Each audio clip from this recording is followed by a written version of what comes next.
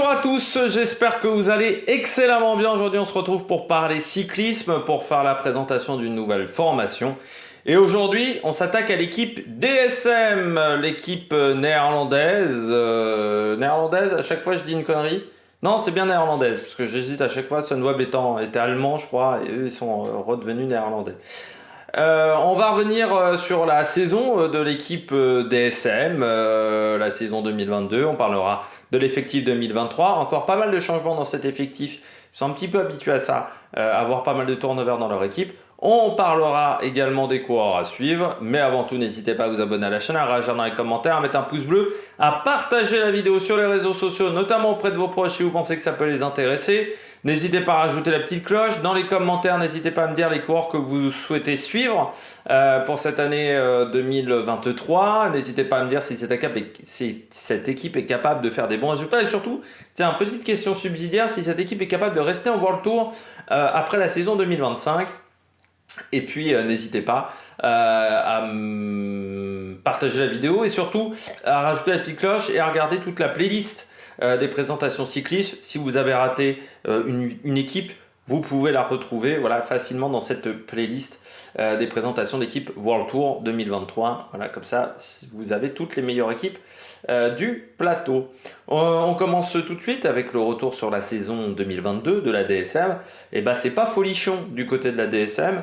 C'est-à-dire qu'on s'aperçoit quand même que c'est 3-4 coureurs dans l'effectif qui permettent à l'équipe de s'en sortir. Si vous avez pas ces 4-5 coureurs, les grands max, c'est-à-dire Bardet, Leknesund, Arensman, Dainese, et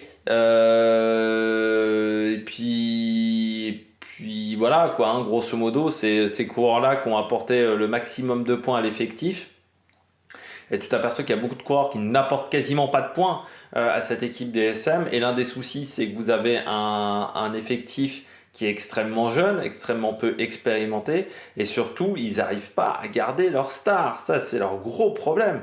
Depuis 5-6 ans, ils n'arrivent pas à les conserver. Alors, c'est une question de budget, mais c'est aussi une question de salaire. Parce que j'ai l'impression que ce qu'on nous disait dans les rumeurs un petit peu, c'est que ce sont un petit peu des pinces, voilà, au niveau salaire.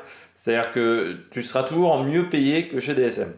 Voilà. Mais c'est une équipe qui a du mal à renouveler ses résultats.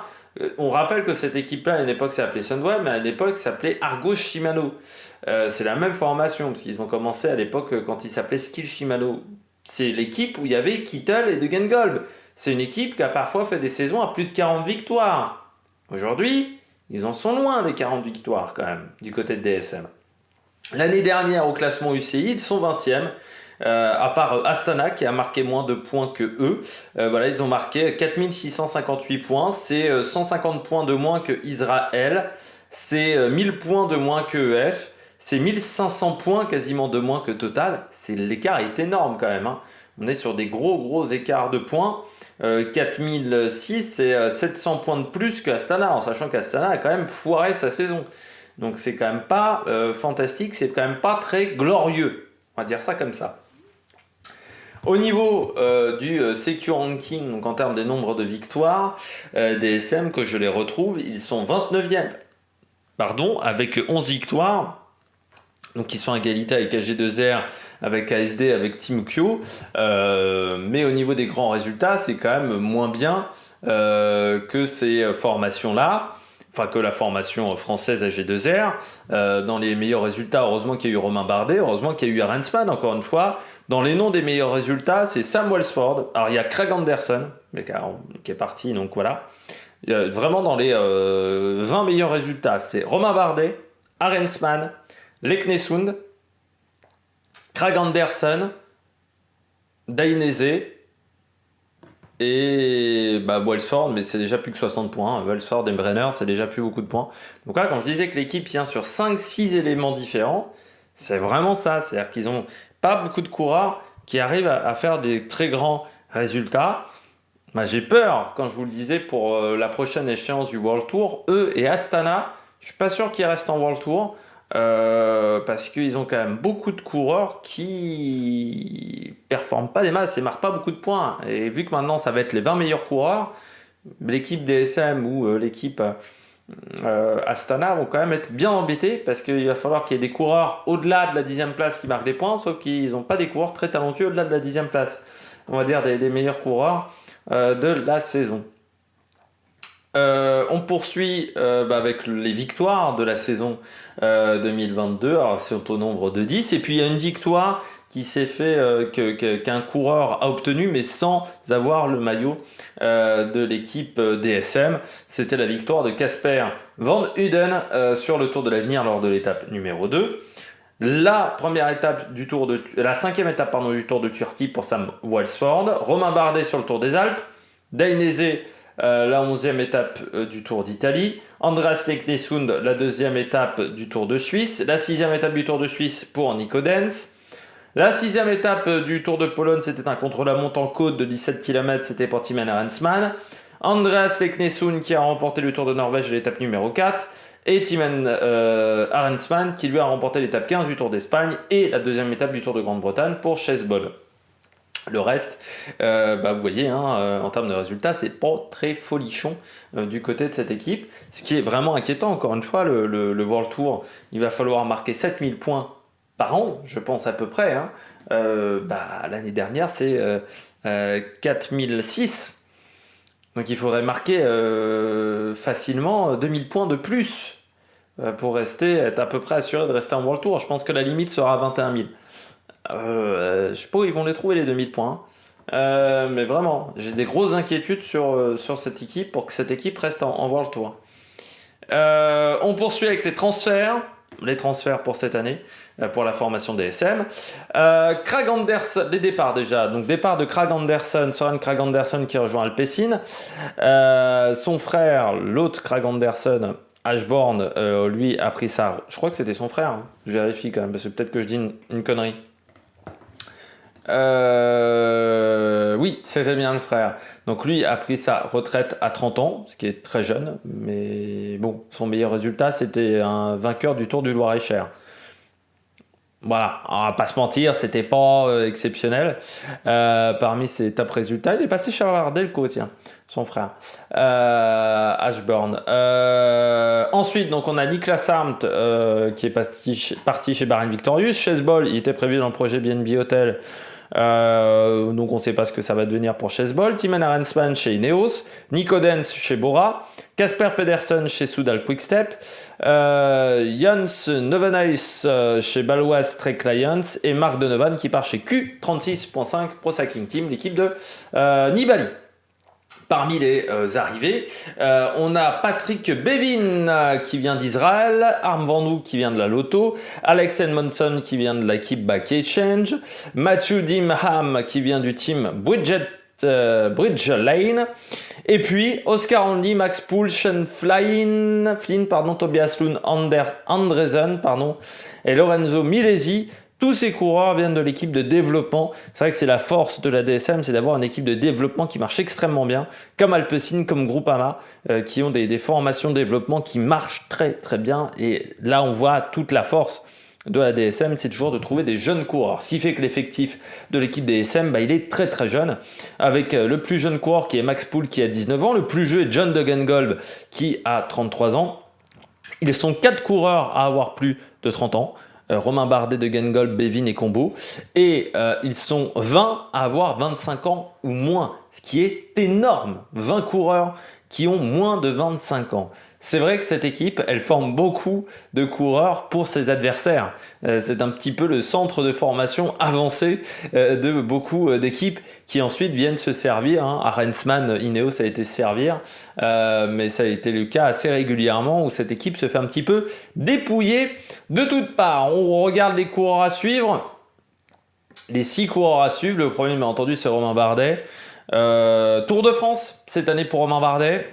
Le Giro, c'était compliqué avec le kilométrage de contre-la-montre. Même s'il a progressé dans ce domaine, Romain Bardet, il y en avait un petit peu trop. Romain Bardet, où ça fait partie des coureurs qui maintiennent à flot cette équipe. 9e place du Tour de Lombardie, 8e du Grand Prix de Montréal, 6e du dernier Tour de France. Bon, sur le Tour d'Italie, le déchirement ultime, mais vainqueur du Tour des Alpes. Abandon sur Liège-Bastogne-Liège, mais il avait été impliqué dans la chute et il avait secouru Julien Alaphilippe notamment. 12e de Tirreno Adriatico, 9e de l'UAE Tour.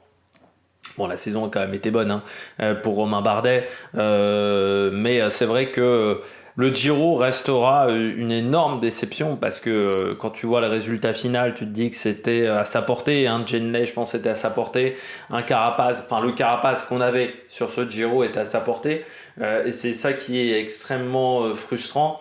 L'un des soucis cette année de Romain Bardet, ça a quand même été les insolations. Enfin voilà, il en a pris sur le Tour. Il a dû abandonner à cause de ça sur le Tour d'Italie et sur le Tour de France. Il en a pris des insolations. Alors sur le Tour de France, c'était peut-être dû à une extrême fatigue pour Romain Bardet. Parce que c'est vrai qu'il est arrivé en deuxième semaine, il était déjà cramasse. Il était déjà pas frais avant de commencer le Tour de France. Et surtout, c'était pas du tout prévu à son programme. Au départ, le Tour de France, il devait pas le faire. Il devait pas le faire de cette manière. C'est-à-dire, c'était prévu qu'il fasse le Tour de France, mais c'était plutôt prévu qu'il joue les étapes, pas du tout le général. Sauf que il a fallu aller chercher des points pour DSM et qu'on lui a dit tu vas aller chercher des points, tu vas faire le général. Et il a pris quand même la 6e place, ce qui est quand même un bon résultat, surtout quand tu vois l'état de fatigue avec lequel il a fini cette course. Donc il a mis un petit peu de temps avant de se remettre. Ça a été du côté du Tour d'Allemagne. Et puis ensuite, la fin de saison, il a fait les 2 classiques canadiennes. Gros travail aussi sur les championnats du monde, où il lance ses hostilités à 200 bornes de l'arrivée avec la première échappée avec Pogacar. Il a fait partie des animateurs du côté de l'équipe de France lors de ces championnats du monde. Et puis 16e des Trois-Vallées Varesines, 9e du Tour de Lombardie. En toute fin de saison. Donc Romain Bardet qui repart pour une nouvelle saison avec la DSM, il a renouvelé, il a 2 ans de contrat à la DSM en 2023-2024. Est-ce qu'il finira à la DSM? On ne sait pas. Est-ce qu'il ne reviendra pas du côté d'AG2R pour faire un dernier one-shot en fin de carrière peut-être? C'est quand même un coureur qui est quand même très bon. Romain Bardet, il marquera quand même l'histoire du cyclisme français parce qu'il a fait partie de cette génération du renouveau. Je rappelle toujours, mais pour ceux qui n'ont pas connu le cyclisme dans les années 2000, du côté de la France, c'était la sinistrose. C'est-à-dire qu'à part Thomas Vauclair, j'ai envie de dire, le cyclisme français au niveau international, ça comptait 6-7 coureurs. C'est-à-dire que vous aviez Sandy Cazard, Thomas Vauclair, Pierrick Fédrigo. Vous aviez Sylvain Chavanel, je vais dire Jérôme Pinault, mais vraiment pour être gentil avec Jérôme Pinault aujourd'hui. Mais c'était, oui, 5. Le Mével aussi, et John Gadret, voilà.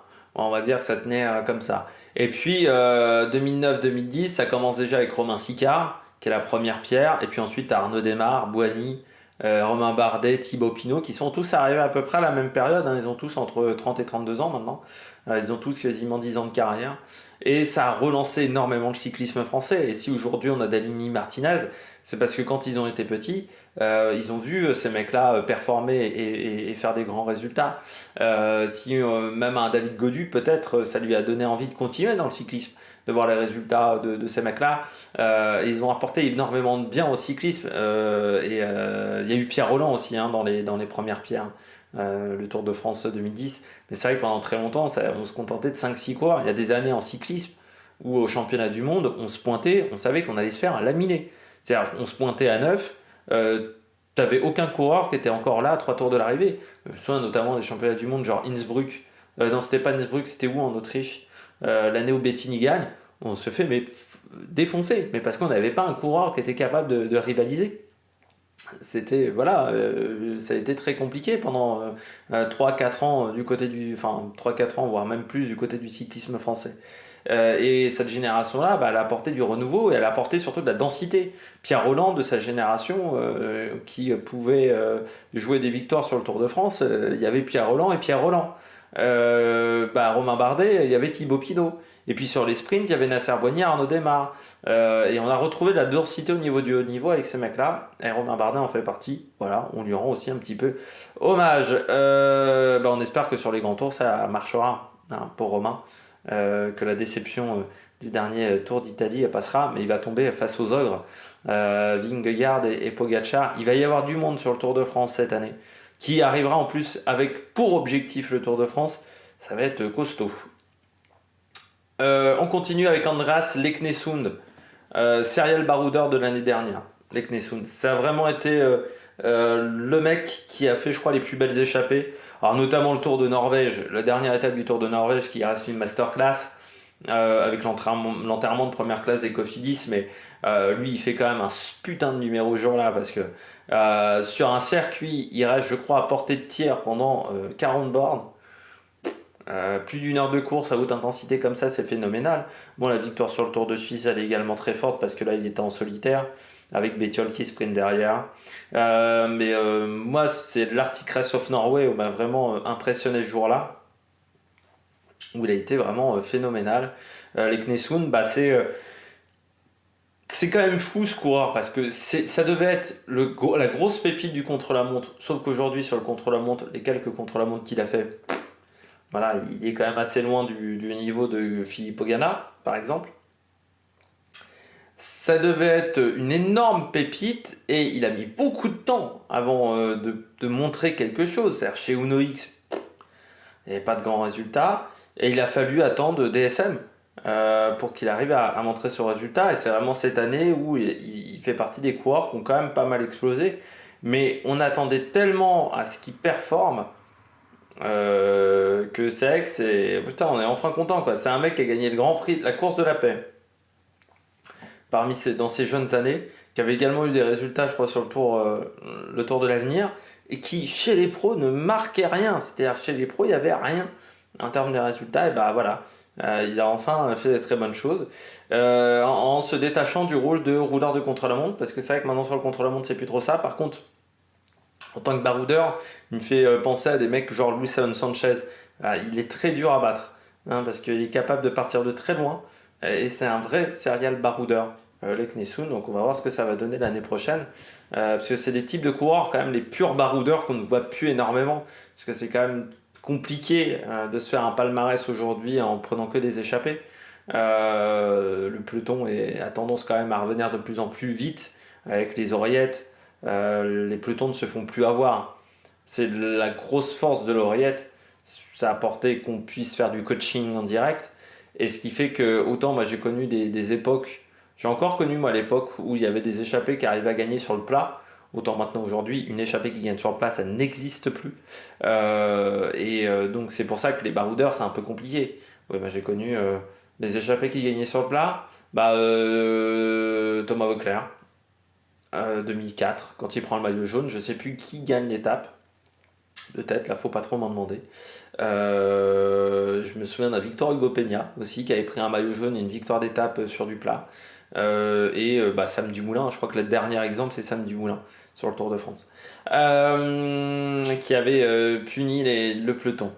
Il y avait un Nicolas Vaugondi qui avait failli faire ça à Châteauroux également sur le Tour 2008, je crois. Me souvenir de tête. On passe à un autre coureur à suivre, c'est Sam Welsford. Très bon sprinter, Welsford. Alors c'est un coureur qui n'est pas très connu parce qu'il est passé par la piste. Il est arrivé très tard chez les pros. C'est l'année dernière qu'il a fait sa première saison en World Tour à 26 ans. Enfin, 25. 26, parce qu'il est de janvier. Et c'est un mec qui s'est tout de suite très bien adapté au cyclisme sur route, ce qui n'est pas toujours facile pour des mecs qui viennent de la piste, parce qu'on a eu des exemples, je me souviens notamment d'un Théo Boss, qui était une brêle sur la route, alors qu'il était très bon sur la piste. Et Sam Welsford, c'est un pur sprinter, comme les Australiens savent très bien en avoir, formé à l'école de la piste. C'est un sprinter par contre qui est rugueux, hein, ce qui lui a valu notamment une disqualification sur les 4 jours de Dunkerque, parce que c'est un sprinter qui n'hésite pas à aller un peu au forceps, ce qui lui a donné déjà une petite réputation. Mais 3e du Châle des Prages, 4e de la Corsaï classique, vainqueur d'une étape sur le Tour de Turquie, où il y avait du bon monde sur le Tour de Turquie au niveau des sprinters. C'est quand même plutôt intéressant. Sur les 4 jours de Dunkerque, bon, sur la première étape, il y a aussi une erreur d'organisation. Enfin, sur les 4 jours de Dunkerque, cette année, l'organisation n'était pas fantastique. Sur le ZLM Tour, 3e et 4e de l'étape 5 et de l'étape 1, je rappelle que sur le ZLM Tour, cette année, il y avait Olaf Koy, par exemple. C'est un sprinter qui a des très belles qualités et ça permet de rapporter des points, surtout pour DSM. Donc ça, c'est pas négligé. Et je pense qu'avec une deuxième année dans les pattes en World Tour, ça devrait encore mieux le faire pour Welsford. Donc ça devrait être intéressant. Petite surprise parmi les coureurs à suivre. Enfin, pour moi, c'est petite surprise. Oscar Andy. Oscar Andy, parce que je pensais qu'il devait rester dans l'équipe de développement. Alors, il y a dû avoir du changement pendant l'intersaison. Il passe donc dans l'équipe A. Alors je crois que c'était absolument pas prévu au départ, il devait encore faire une année dans l'équipe de développement, c'est ce qu'il avait indiqué.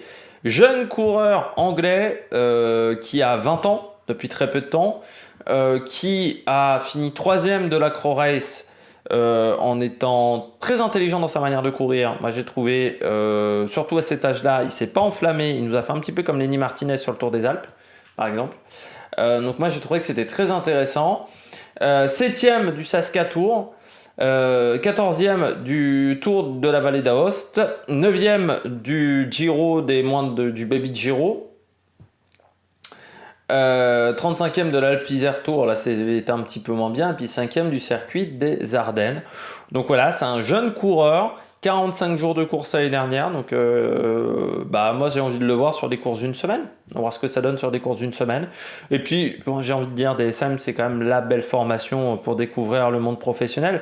Et je pense que DSM croit énormément en lui parce que contrat jusqu'en 2027.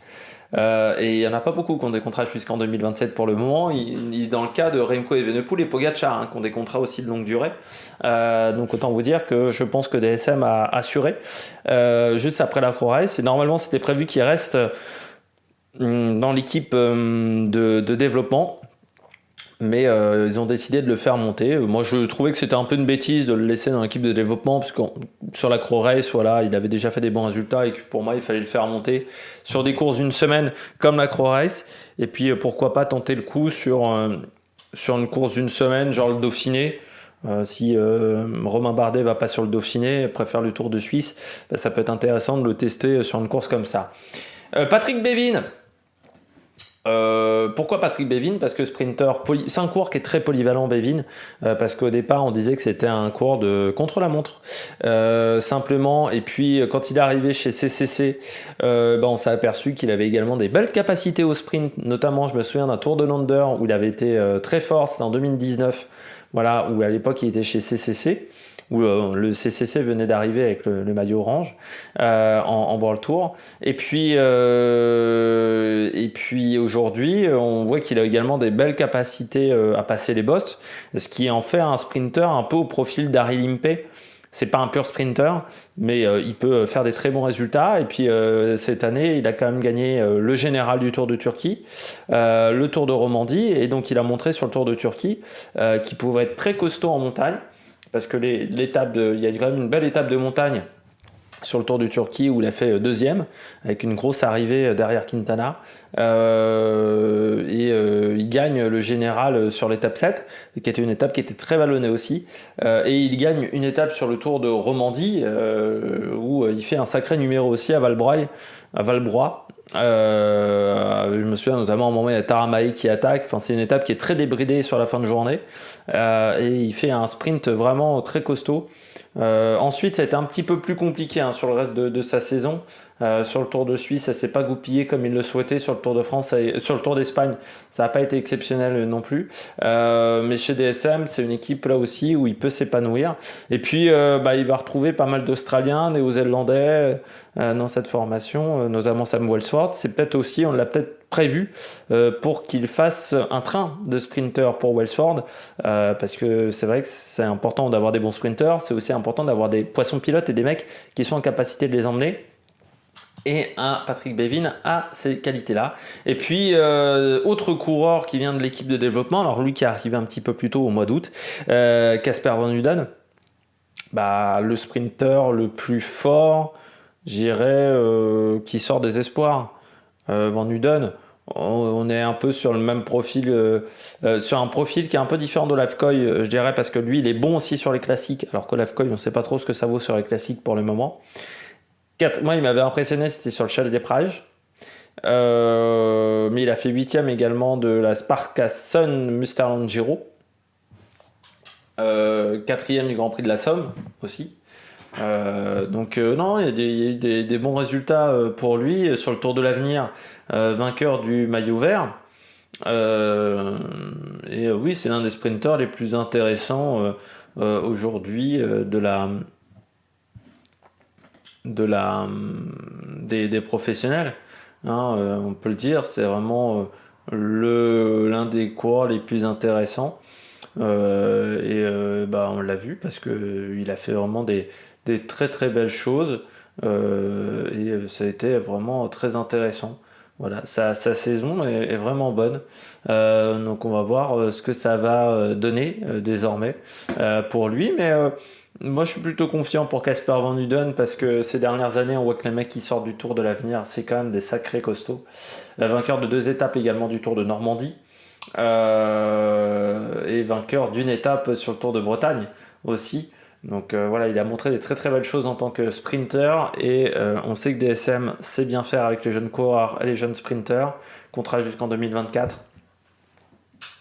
Et ça m'étonnerait pas qu'on le renouvelle très vite si les résultats viennent du côté de Casper Van Duden. Et je pense que lui, c'est aussi un gros talent dans le futur du cyclisme. Du côté du maillot, il n'a pas été annoncé chez DSM. On pense que ça va être des couleurs assez similaires aux années précédentes. Ce qui fait que on est quand même sur des couleurs foncées, donc il ne faudra pas confondre avec Groupama et avec Movistar notamment, où ça sera pas facile, voilà, au niveau des différentes teintes et des différentes couleurs. Après, moi je trouve que c'est toujours un maillot assez classe, DSM. Je sais que certains n'aiment pas, moi je trouve que c'est un maillot qui est plutôt classe. J'espère que vous avez aimé cette vidéo. Si vous avez aimé cette vidéo, n'hésitez pas à vous abonner à la chaîne, à réagir dans les commentaires, à mettre un pouce bleu, à partager la vidéo sur les réseaux sociaux, notamment auprès de vos proches si vous pensez que ça peut les intéresser. Et puis nous, on se retrouve pour de nouvelles aventures sur la Mag Production. Ciao ciao!